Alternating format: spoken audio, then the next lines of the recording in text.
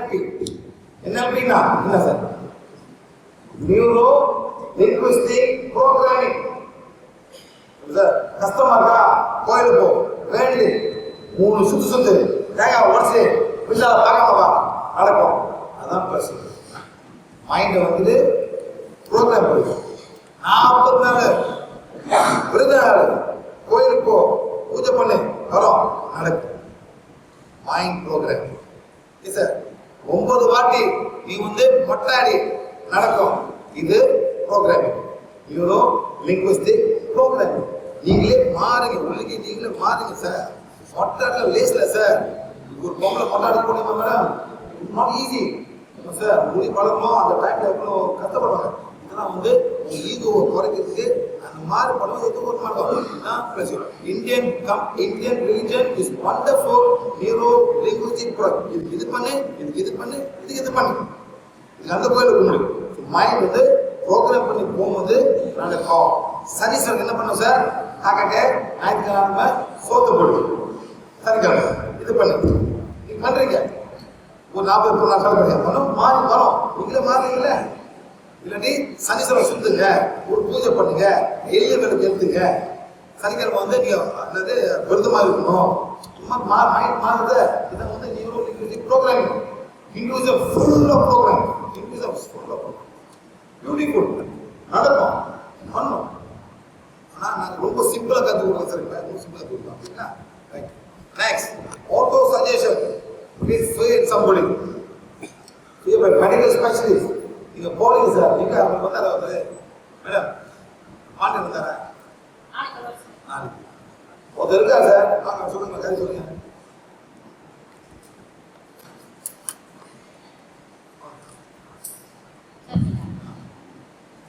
Sir ஒரு 6 மாசத்துக்கு முன்னாடி திருப்பூர்ல ஒரு கிளாஸ் நான் எடுத்து போயிருந்தேன் சார். அப்போ வந்து ஒருத்தர் வந்துருக்காரு. அவருக்கு வந்து அவர் என்னன்னு தெரியாது. நான் எனக்கு கிளாஸ் கண்டக்ட் பண்ண வந்திருக்கேன் மேடம் அப்படின்னாரு. திருப்பூர்ல கிளாஸ் சார். அன்னைக்கு 2 படி ஏறி மேலே வர்றாரு. வரும்போது என்ன கேட்குறீங்க, கிளாஸ் எடுத்துங்களே எங்கேன்னு கேட்டாரு. சார் மேலே வாங்கன்னு சொல்லிட்டு மேலே கூட்டிட்டு போயிருக்காரு. அப்புறம் அவர் ஒரு சேனல் உட்காந்து நான் போட்டு கிளாஸ் எடுக்க ஆரம்பிச்சேன். அவருடைய பிரச்சனை என்னன்னு எனக்கு தெரியாது. அவர் எதுக்காக வந்திருக்காருன்னா, கிளாஸ் போகிறதுக்கு முதல் நாள் நைட்டு கேஎம்சிஹெச் ஹாஸ்பிட்டலில் கார்டியாலஜிஸ்ட் டாக்டர் சொல்லிக்கிறாரு, உங்களுடைய ஹார்ட் வந்து டிரான்ஸ்பிளேட் பண்ணணும். ஹார்ட்டை வந்து மாற்றணும். மாற்றணும். இப்போ நீ ஹாஸ்பிட்டல் வந்து வெளியே போனீங்கன்னா நீ உயிரோடு இருக்க கேரண்டி கிடையாது. இப்போவே இந்த செகண்டே அட்மிட் ஆகி நீ ஆப்ரேஷன் பண்ணணும் அப்படின்னு சொல்லிட்டு கேஎம்சிஹெச்சில் சொல்லிட்டாங்க. அவருக்கு எது வேணாலும் பண்ணிக்கலாம், பட் பைபாஸ் கூட பண்ணிக்கலாம். டிரான்ஸ்பிளேட் பண்ணணும்னா பயமாக இருக்குது அப்படின்ட்டு ஒரு மனசுக்குள்ள அதுக்கு வந்து மனசு அவர் இடம் கொடுக்கல. அப்போ யாரோ ஒருத்தர் அவங்க நெருங்கிய நண்பரோட சொல்லிக்கிறாங்க, இந்த மாதிரி ஜிஹெச் போங்க நீங்கள், அவங்க ஏதாவது ஒரு சொல்யூஷன் கொடுப்பாங்கன்னு சொல்லி வச்சுக்கிறாங்க. பட் அவர் அதை தெரிஞ்சுட்டு ஏதோ ஒரு கிளாஸ் என்னையே அவருக்கு தெரியாது. ஆனால் ஸ்ரீநிதி மேடம் கான்டாக்ட் பண்ணிக்கிறாங்க. நீங்கள் அந்த கிளாஸ் வந்து நீங்கள் போகணும்னு சொல்லிட்டாங்க. அவ்வளோதான். ஸோ அவர் வந்து உட்காந்துருக்காரு. அவர் எதுக்காக வந்திருக்காரு எனக்கு தெரியாது. அந்த கிளாஸ் நடக்க இந்த இன்னொரு டெஸ்ட் பண்ண பார்த்துக்கோங்க. அவர் வந்து அப்போ நான் மருந்து டெஸ்ட் பண்ணேன். அதாவது ஒரு மாத்திரையை பைக்கிலே வச்சுக்கிறாரு. அந்த மாத்திரையை எடுத்து வாயில் ஹார்ட் ப்ராப்ளம் வந்து டக்குன்னு வாயில் வச்சுக்கணுமா, இல்லாட்டி அவங்களுக்கு மயக்கம் வந்துருக்கலாம். அப்போ அந்த டேப்லெட் எடுத்து அவர் செக் பண்ணி கொடுத்தாரு. பாருங்க, இது இல்லாட்டி செத்து போயிடுன்னு சொல்லிக்கிறார் டாக்டர், இதை வச்சுட்டு தான் மேடம் நான் வந்துருக்கேன். அப்போ அந்த மாத்திரையை வச்சு சார் டெஸ்ட் பண்ணாமல் நான் டெஸ்ட் பண்ணி காட்டணும்னா அவருக்கு பயங்கரமான ஒரு நம்பிக்கை வந்துச்சு. அதுக்கப்புறம் எல்லா டெஸ்ட்டும் அவரே வச்சு பண்ணி, அப்புறம் ஹார்ட்டுக்கு எப்படி கீழே கொடுக்குறது, அப்புறம் ஆர்ஆர்ஐஸ் பண்ணி மணி படிக்க படிக்க வச்சு இதெல்லாம் சொல்லி கொடுத்து, அப்போ அந்த கிளாஸுக்கு போகும்போது அதாவது சார் ஒரே சார் அவர் எதுக்காக வந்தாங்கன்னா இந்த க்ளீன் பண்ணி எல்லாம் செஞ்சதுக்கு பிறகு அன்னைக்கு குரூப் ஹீலிங் இருக்குல்ல, மாஸ் ஹீலிங் இருக்குல்ல, அந்த ஹீலிங்கில் 3 மணிக்கு சார் பண்ணுவோம். அந்த எமோஷனல் ஹீலிங்கில் சார் அவர் உட்கார்ந்தாரு. அப்போ சார் வந்து ரிமூவ் பண்ணதுக்கு பிறகு சார் படி கீழே ஏறி வரும்போது 2 ஸ்டெப்ஸு சார், 2 மாடி, அது ஒரு 10 மணி ஏறி உட்காந்துட்டார். 10 மணி ஏறி உட்காந்துட்டார். அவ்வளோ கஷ்டப்பட்டு மேலே வந்தவர் இந்த கிளாஸ் முடிஞ்சு அதாவது எல்லாம் சரி படித்ததுக்கு அப்புறம் சார் வந்து எலிவேட் பண்ணதுக்கு பிறகு நார்மல் ஆகிட்டாரு சார். அவரோட முகம் நல்லா ஆயிடுச்சு. அவருக்கு இந்த பிளாக் மேஜிக்லாம் ரிமூவ் ஆயிடுச்சு. அதுக்கப்புறம் ஆஸ்யூஷுவலாக படியிலேருந்து அவர் எப்போ எல்லாரும் நம்மளாம் இறக்குற மாதிரி கீழே இறங்கி வந்துட்டு, அப்புறம் வந்து நான் திருப்பூர் தான் மேடம், கோயம்புத்தூர் தான் போகிறேன், நீங்களே காரில் வரதான் வாங்கிக்கிறதுனால சரி அவரோட காரில் பேசிட்டு நம்ம பிஹெச்சை பற்றி சாரை பற்றி இந்த கிளாஸ் பற்றிலாம் விளக்க சொல்லிட்டே போனேன். ஆனால் நான் வந்து இன்னொரு விஷயம்னா, நீங்கள் ஹாஸ்பிட்டல் போக வேண்டாம், ஆப்ரேஷன் பண்ணி, ஏன்னா அது ஒரு குடும்ப பிரச்சனை இல்லைங்களா. நம்ம ஏதோ ஒன்று சொல்லி அவருக்கும் மனசு பிடிக்கணும். சார் சார் நீங்க என்ன செய்யறீங்களோ செஞ்சுக்கோங்க, ஆனா இந்த ஹீலிங் மட்டும் நீங்க பண்ணிட்டே வாங்க, தினம் மண்ணி படிக்க படிச்சு உங்களுக்கு ஹீல் பண்ணிக்கோங்க. அப்புறம் சார் சொல்லி கொடுத்தலாம் அப்படின்னு எல்லாம் சொல்லி கொடுத்தேன். சார் ஒரு வாரம் கழிச்சு மேடம் என்ன இப்போ நான் நல்லா இருக்கேன், ஒரு வாரம் கழிச்சு நான் ஹாஸ்பிட்டல் வர சொல்லிக்கிறாங்க, ஆப்ரேஷன் டைம் ஃபிக்ஸ் பண்ணிட்டாங்க, வீட்டில் எல்லாரும் ஒத்துக்க மாட்டேன்ட்டாங்க, டேட் ஃபிக்ஸ் பண்ணிட்டோம். சரிங்க சார் நீங்கள் போய் செஞ்சுக்கணும்னு சொல்லியாச்சு. ஒரு வாரம் கழிச்சு நல்லா சின்சியராக ரொம்ப சின்சியராக பண்ணாங்க சார். படிக்கிறது ஹீல் பண்ணுறது தவிர வேறு எதுவுமே கிடையாது. போயிட்டு ஒரு வாரம் கழிச்சு டாக்டர் வந்து சார் இது வந்து நேரடியாக இதில் எந்த விதமான பொய்யும் கிடையாது சார், நடந்த விஷயத்தை தான் நான் சொல்கிறேன், அந்த கேஸ் போய் டாக்டர் செக் பண்ணி பார்த்துட்டாரு. அவருக்கு பயங்கரமாக ஆச்சு. எங்கே போயிருந்தீங்க, நீங்கள் என்ன செஞ்சீங்க? ஒரே வாரத்தில் இதுக்கு முன்னால் இந்த கண்டிஷன் இப்படி இருந்தது, இப்போ உங்களுக்கு காரில் ட்ரான்ஸ்ஃபர் பண்ண வேண்டிய பிரச்சனையே கிடையாது, நீங்கள் நல்லா இருக்கீங்க, வேற ஏதாவது பிரச்சனை தான் பின்னாடி பார்க்கலாம்னு சொல்லிட்டாங்க சார் ஒரே வாரத்தில். இன்னொன்று சொன்னேன், நாளைக்கு நடக்கக்கூடிய அந்த ஹீலிங் கிளாஸில் அவர் ஃபுட் ஸ்பான்சர் பண்ணார் பாண்டியன் சார். இது எதுக்காக நான் சொல்கிறேன்னாக்கா, அன்னில அந்த ஹாஸ்பிட்டல் வந்து வெளியே வந்தாங்க சார். அதுக்கப்புறம் ஒரு 10 நாள் சார் கோயம்புத்தூர் வந்தார். அப்புறம் பார்த்தா எப்படி ஹீல் பண்ணணும் சார் தனியாக அவர் சொல்லி கொடுத்தாரு. மருந்து மாத்திரை ஹீல் பண்ணிக்கிறாரு. ஹாஸ்பிட்டல் பக்கமே போகிறது கிடையாது சார். ஹார்ட்டை தூக்கி அந்த பக்கம் வைக்கிறோன்ற அதுக்கு பதிலாக அதே ஹார்ட்டை வச்சுட்டு எல்லா ஒர்க்கும் ஆஃபீஸ் ஒர்க்கு, வெளியே ஒர்க்கு, பிஸ்னஸ் ஒர்க்கு, கான்டாக்ட்ஸு எல்லாமே பர்ஃபெக்டாக இது வரைக்கும் பண்ணிக்கிறாரு சார். இந்த 6 மாதமா அவர் மனசு ரொம்ப பிஹெச் பிடிச்சதுனால எல்லா சர்வீஸும் வந்து பண்ணி அவர் நமக்கு ஸ்பான்சர் பண்ணாரு. அந்த மாதிரி ஒரு விஷயம் பிஹெச் இருந்தாங்க. இது வந்து நாளைக்கு அவர் வராது, நேரில் நீங்கள் வந்தீங்கன்னா கூட அவரோட விஷயம் பேசுவார், நீங்கள் கேட்கலாம். அந்த மாதிரி ஒரு விஷயம் சார் இந்த பிராணாமல் எடுத்தீங்கல்ல. இந்த அதாவது நம்ம வான் வச்சு நம்ம ஹீலிங் கொடுக்குறோம், எல்லாம் செய்யறோம். ஆனால் சார் வந்து அந்த பிளாக் மேஜிக் நம்மகிட்ட ரிமூவ் ஆயிடுச்சுன்னு வச்சுக்கோங்களேன். ரிமூவ் பண்ணதுக்கப்புறம் நம்ம இதெல்லாம் பண்ணோம்னா எவ்வளோ சீக்கிரம் நமக்கு சரியாகுமோ அவ்வளோ சீக்கிரம் சரி பண்ணணும். இந்த வான் நமக்கு சரிப்படுத்துது. அதுதான் சார் சொல்கிறேன் சார். அதனால் நான் ஒரே விஷயம் சார். சார் என்னுடைய அனுபவம் இருக்குது சார். அதாவது எந்த வியாதி வேணாலும் வரலாம் சார். நம்ம இது வரைக்கும் சார் சொல்றாரு, நமக்கு எதுவும் தெரியாது. இன்னைக்கு சார் சொல்றதால நம்ம வந்து எல்லாத்தையும் கேட்கிறோம். நம்ம இது வரைக்கும் பழக்கத்தினால அவங்க சொல்லி இவங்க சொல்லி அப்படி சொல்லி கோயில் குளம் ஊர் வரல அது இது சொல்லி, ஏன்னா ஏதாவது ஒன்று போனால் நல்லதாகுமா அப்படின்றதுக்காக நம்ம எல்லாரையும் ட்ரை பண்ணி எல்லா இடத்துக்கும் போகிறோம். ஆனால் ஏதாவது ஒரு சொல்யூஷன் கிடைக்குதுன்னா சொல்யூஷன் கிடைக்காது.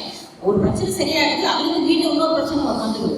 பரவாயில்ல சொல்யூஷன் நமக்கு கிடையவே கிடையாது சார். தயவுசெய்து பர்மனன்ட் சொல்யூஷன் கிடையவே கிடையாது.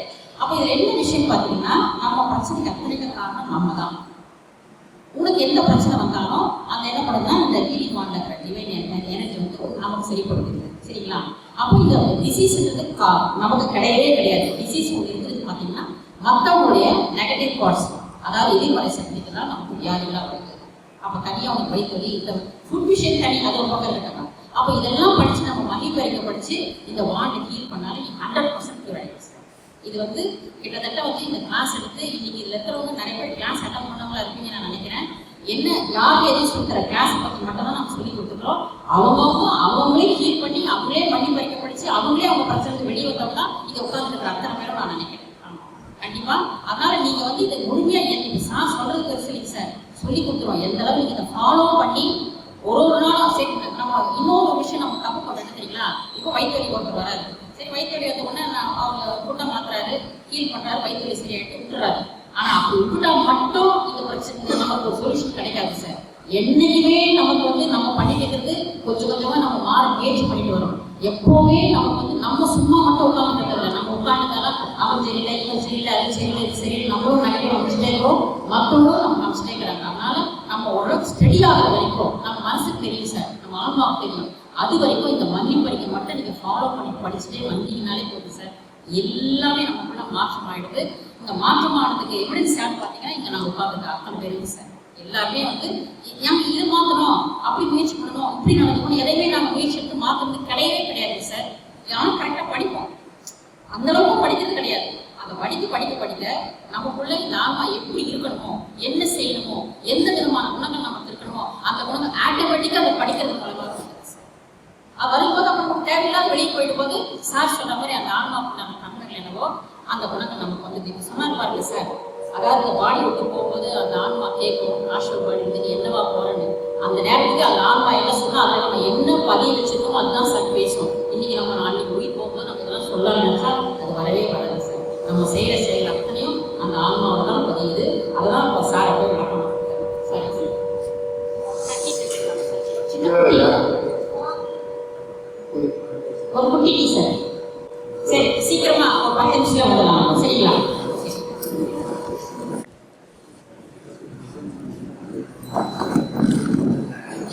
சார் உங்க பாருங்க, நாங்க என்ன செய்யணும் புரிய மாட்டேங்குது. திருப்பி திருப்பி அதே கேள்வி கேட்டுருக்கீங்க.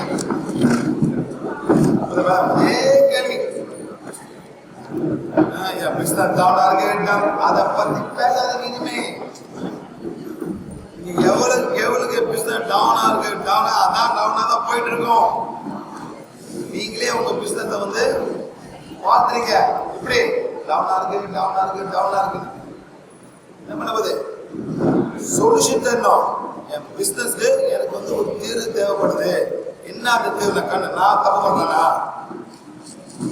ரொம்ப டைம் வேஸ்ட் பண்ணா, அந்த மாதிரி திங்க் பண்ணி சொல்யூஷன் பாருங்க. இதே பண்ணுங்க. ஒன்றும் முடியாம தான் போவோம். நீங்க தான் மாறணும், எண்ணங்கள் மாறணும். இதான் emotional freedom healing work shop. இந்த எண்ணத்தை எப்படி மாத்துறது சார்? ரொம்ப ஈஸி இல்லை சார். என்ன ரொம்ப கஷ்டம். அதான் பொண்ணு நான் பார்த்து பார்த்தா நீங்களே செக் பண்ணி பார்க்கணும்.